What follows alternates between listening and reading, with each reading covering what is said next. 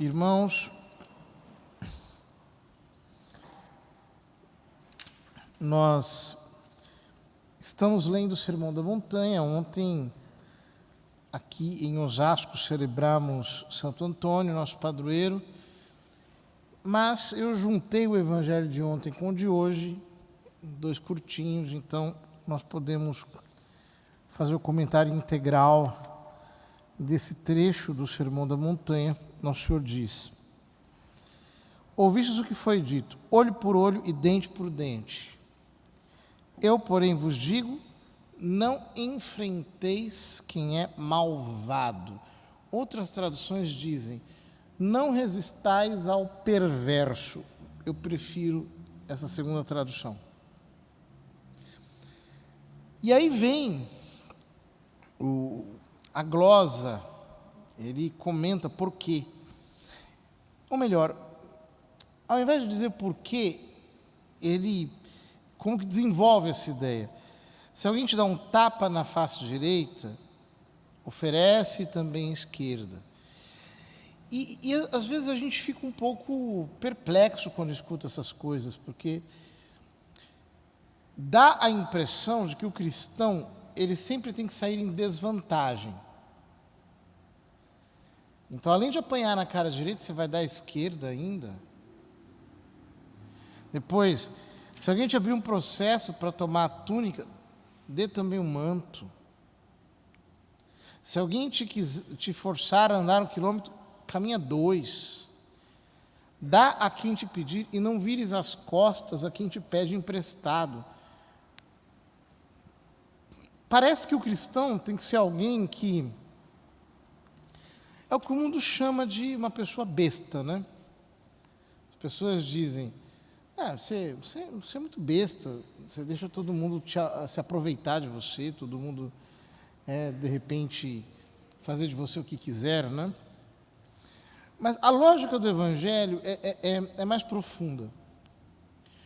O que Jesus está dizendo é o seguinte, os antigos diziam, olho por olho, dente por dente, mas se a gente for nessa sequência, o resultado disso vai ser uma humanidade caolha e desdentada. Vai todo mundo ficar sem olho e sem dente, cego e desdentado. Não resista a quem é perverso, não enfrente quem é malvado. Por quê?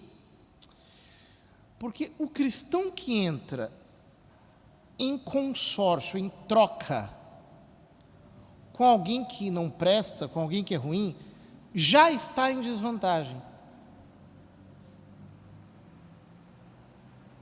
E é isso que a gente não é capaz de entender muitas vezes. O cristão, por exemplo, ele tem consciência. Então, ele é alguém que procura obedecer à lei de Deus. Então, ele não vai mentir, ele procura não ofender, ele procura não agredir. Agora, quem é perverso, mente mesmo, calunia, passa a perna, te mata, te destrói, te arrasa, porque ele não tem princípios. E uma coisa que a gente precisa entender é que nós estamos vivendo uma sociedade de muita gente perversa. E às vezes tem gente perversa que se esconde por detrás de um manto religioso. Eu gosto muito, tem aquele livro da doutora Ana Beatriz, né? Mentes Perigosas.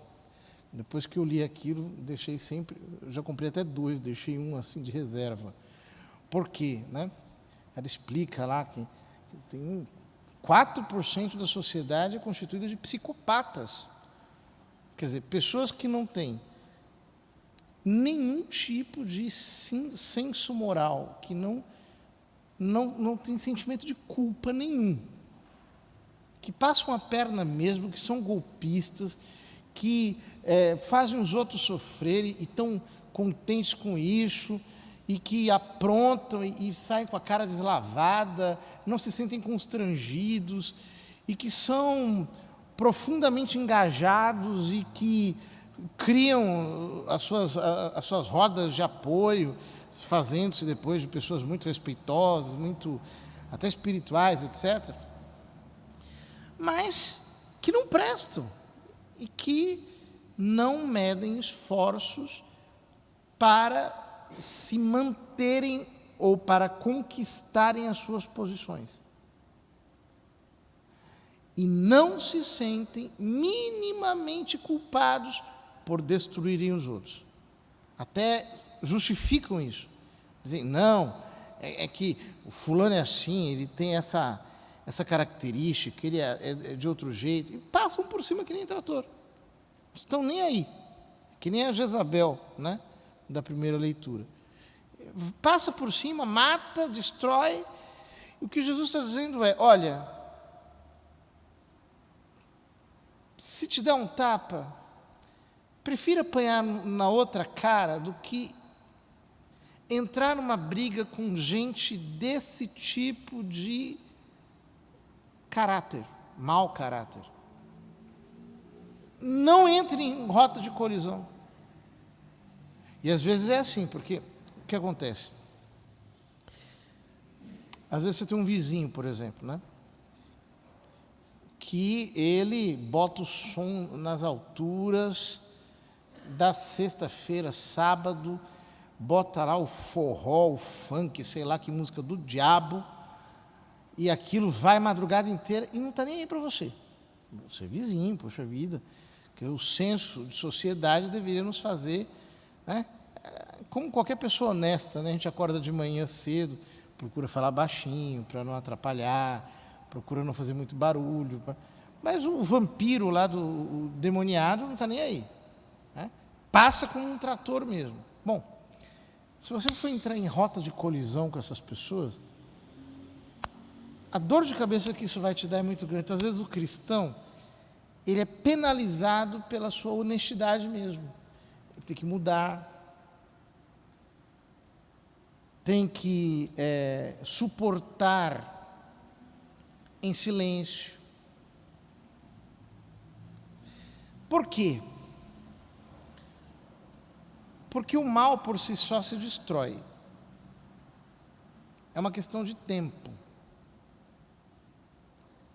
Primeiro que os demônios chegam uma hora e começam a se devorar uns aos outros. Aí eles mesmos começam a se trair, começam a pisar em falso, e as coisas vão acontecendo. É impossível que a maldade prospere para sempre, né? Todo homem que é ímpio, ele tem um triunfo temporário. Porque o que ele gera de maldade debaixo dos seus pés é algo tão extraordinário que não tem como, ele vai colher o que ele está plantando. Demora, às vezes, 10, 15 anos. Demora. Mas ele vai colher. É matemático. É assim que acontece. Então, todo o triunfo do mal, todo o triunfo da maldade, porque às vezes a maldade triunfa mesmo. E quem não presta é impressionante, porque ele cria, né, explicações embelezadoras e dá um jeito assim de sair por cima, de se justificar, de criar um enredo em que as coisas ficam bonitinhas do ponto de vista retórico, embora sejam terríveis do ponto de vista real. Ora, não importa, os anos passam e o ímpio colhe o que ele plantou. É sempre assim. Nesse trajeto, muitas vezes nós temos que fazer o sacrifício de deixar para lá. Deixar nas mãos de Deus. Deixar que Deus é o juiz, Ele que julga, Ele que sabe, Ele que faz. E muitas vezes, o justo, ele vai até um certo ponto, ele luta. Mas chega um determinado momento que ele diz, olha, isso aqui está nas mãos do diabo, então deixa para lá, não é mais comigo. Eu fiz o que era possível, daqui para frente está nas patas do capeta, então deixa o capeta se explodir sozinho. São fatos. Vocês vejam que o Evangelho não doura pílula. Ele diz, muitas vezes nós vamos ter que perder. situações. Ou seja, deixa para lá. O tempo vai mostrar. E mostra, infalivelmente. É um negócio tremendo. Essas coisas, às vezes, elas precisam se consolidar, né? E eu digo mais, tem câncer que ele não faz barulho. Quando ele aparece, já é logo para a destruição completa.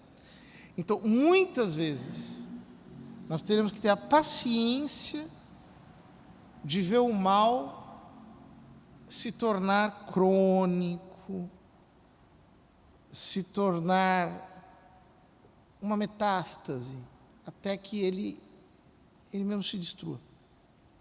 Porque é o único caminho possível. Isso é fé também para o Evangelho. Isso é sabedoria, é ter a capacidade de olhar com uma certa visão de distância. E Jesus continua dizendo: vós ouvistes o que foi dito, amarás o teu próximo e odiarás o teu inimigo. Eu, porém, vos digo, amai os vossos inimigos e rezai por aqueles que vos perseguem, assim vos tornareis filhos do vosso Pai que está nos céus, porque Ele faz nascer o sol sobre maus e bons e faz cair a chuva sobre justos e injustos. Ou seja, Jesus está dizendo que o justo, que é sábio, que ele adquiriu a sabedoria do Evangelho, ele é maduro, ele sabe que Deus faz brilhar o sol sobre maus e bons e faz cair a chuva sobre justos e injustos. Ou seja, coisas boas e más acontecem na vida de todo mundo. Não existe uma espécie de bipartição espiritual. Então, tudo dá certo na vida do justo e tudo dá mal na vida do ímpio. Ou o contrário, tudo dá certo na vida do ímpio, do espertalhão, do que passa a perna nos outros, e tudo dá errado para quem é bonzinho, para quem é piedoso, etc. Não existe isso. Ora, esse realismo é o que nos impede de surtar. Quando, por exemplo, nós estamos fazendo o que é bom aos olhos de Deus e sofremos por conta disso. Esse realismo é o que nos impede de cair na demonização do ímpio. Quer dizer, o ímpio é só o ímpio. Ele é só uma pessoa ruim. Ele não é o próprio capeta. Às vezes parece um pouco, mas não é o próprio capeta. Não é. Eu não posso satanizá-lo a ponto de condená-lo. Não. Porque quando eu faço isso, ele venceu sobre a minha consciência, sobre os meus sentimentos. Ou seja, eu me tornei um pouco ímpio com o ímpio. Eu me tornei um pouco ruim com o homem que é ruim. A sabedoria do Evangelho nos coloca por cima. E, portanto, os meus sentimentos não conversam, nem são determinados pelos sentimentos do ímpio.